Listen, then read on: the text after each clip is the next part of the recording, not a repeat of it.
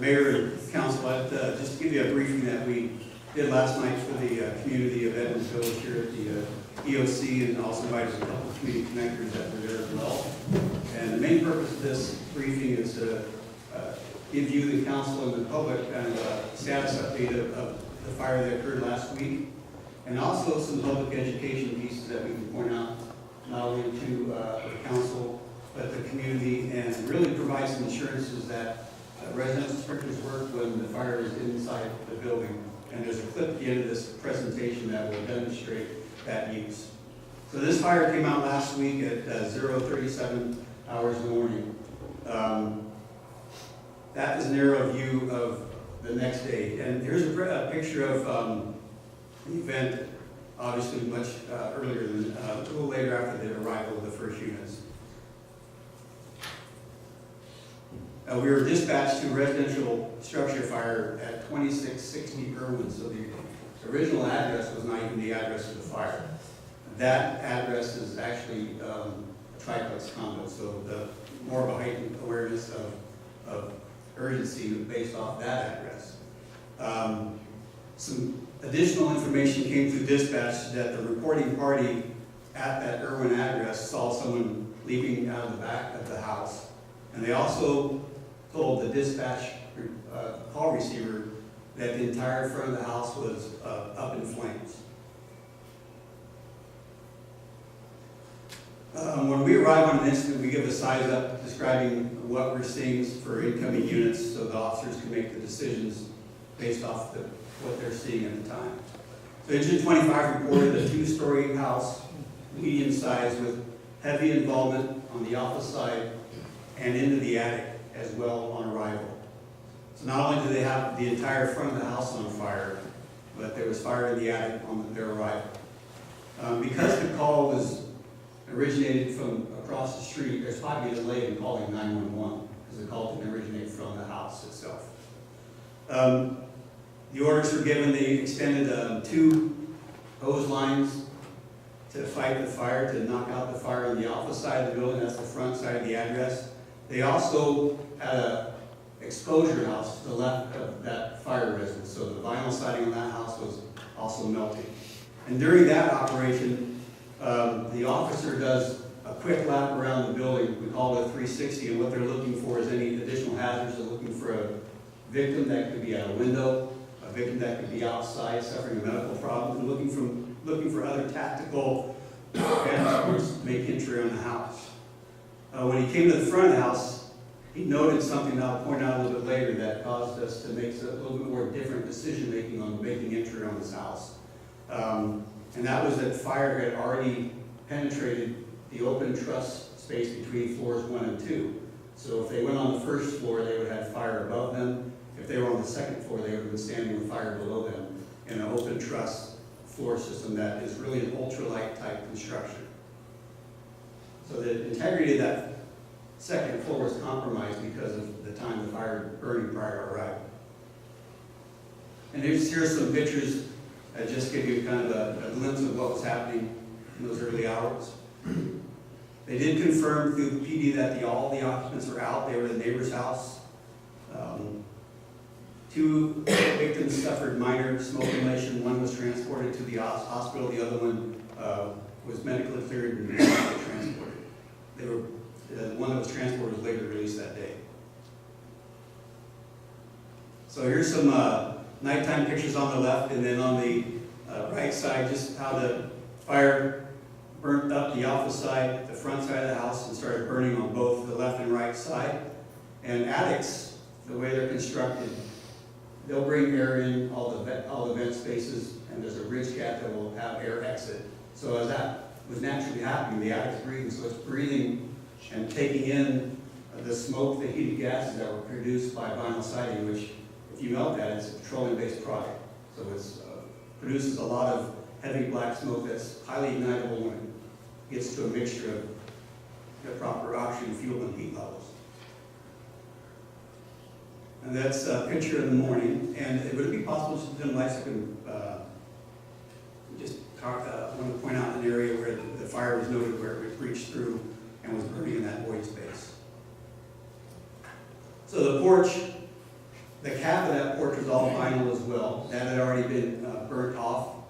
And above the door was the header, so there wasn't access to get into that floor space there. It was pretty well protected because that door was there. But to the left and to the right of that, when it burnt through that porch, there was an open channel right into that space. So it was bringing that fire into that space. There's a picture that I saw that's not in our presentation of a sprinkler cap head in the back of the house that already had very darkened black soot around it. So that whole space, the open truss space, had fire and smoke in it. And we're all taught where there's smoke, there's fire, because there is potential to ignite. All it needs is to be leaned out and get to the right mixture of heat, fuel, and oxygen.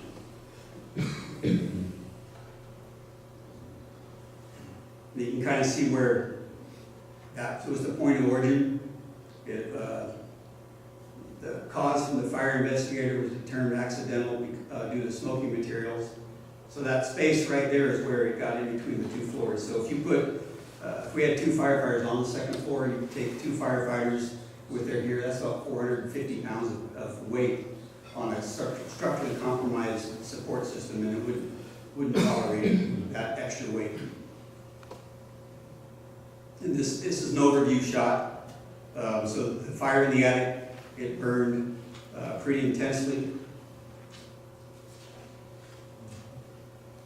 And just some different construction features of the homes. The sprinkler system is an express design. It's a residential type 13D system. It's designed to protect the occupants from a serious injury. It gives you time to get out. It fast reacts. It suppresses the fire, gives you 5 to 7 minutes to get out of a house. It will oftentimes extinguish the fire, but if it doesn't, it buys you that time. It's tied in with all the other water lines in your house, so the water is always moving in the system.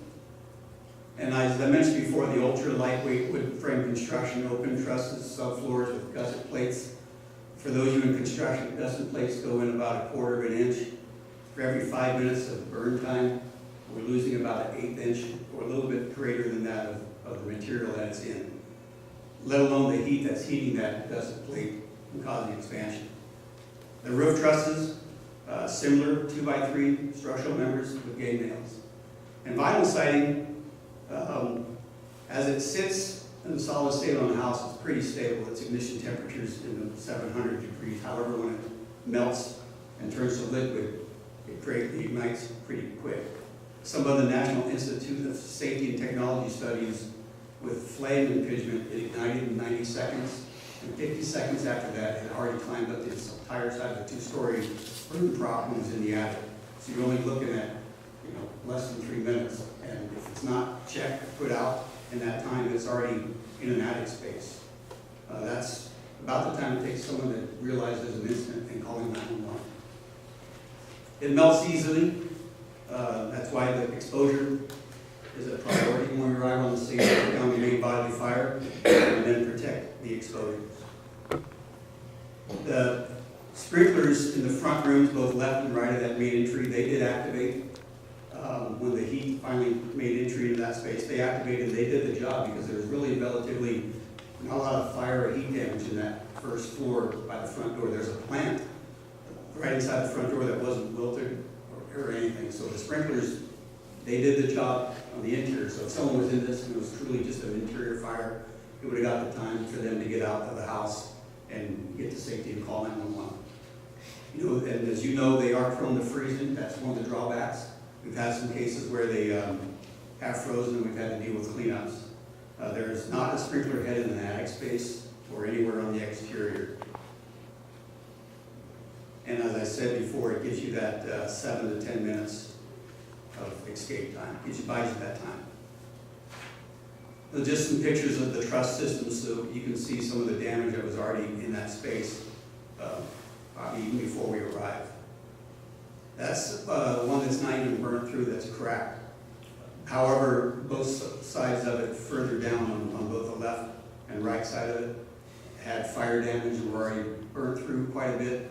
So because of that, that was carrying the weight of the rest of it. So it quickly just failed because of the extra load on it. and just some additional pictures of that system and how much fire was in that space. And actually, you can kind of see that, that's the roof line where it says beach house. So there's really just a lot of smoke damage there, but there was a lot of fire in that void space. You can see some burn through and some further damage on in that space.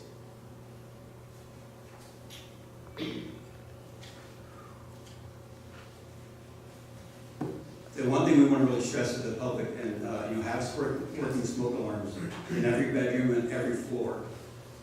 Call 911 as soon as possible. As soon as you hear that fire alarm go off, call 911. If you think there's a fire, call 911. Know your escape plan and practice it with your family. Know 2 ways out of your building. Have a meeting place.